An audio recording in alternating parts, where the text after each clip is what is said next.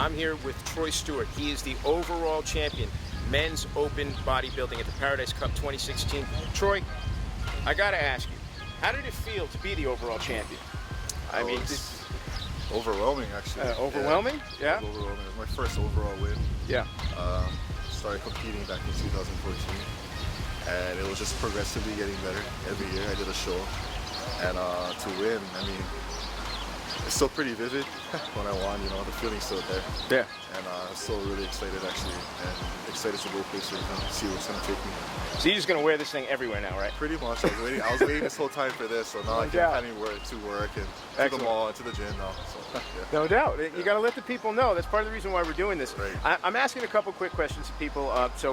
So you could share or possibly even inspire somebody who's interested in potentially doing this.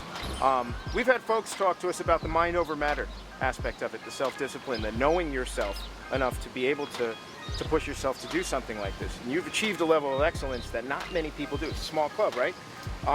What do you think was one of the more challenging parts of training? Was there anything that kept occurring that you were like, wow, this is tough, you know? Schedule, sleep, food. Definitely the sleep. Yeah. Just so happened, you know, in the last couple of weeks of training and prep, my work schedule changed. I ended up working graveyard shifts, and that got really tough. And the sleep definitely took a beating and sacrifice. But sleep is important. I think everybody knows, especially in the bodybuilding world, that, you know, training, sleep, and eating is important. And to have sleep really take a back burner was a little tough. But yeah, and you need it for recovery too. So you're probably thinking that after you do all this work, you're like, if I'm not getting enough sleep. Right. And it builds anxiety, you know, when you're thinking about it a lot, and what is the sleep doing to me?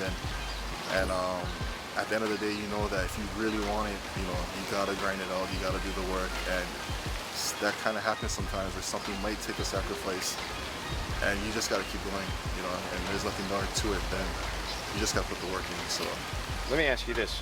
I don't know if you had participated in the previous Paradise Cup Championships specifically. Is this your first one? This is my first one. Okay, so this is your first one. We've changed a lot, and I know you heard that, right? Right, yeah. Some people have said that this is a springboard for their next thing, the new plan. Some people were very confident. Others were surprised by their win. Were you surprised, or were you pretty much going into this thinking, I got the edge, there's a good shot, I'm going to make it?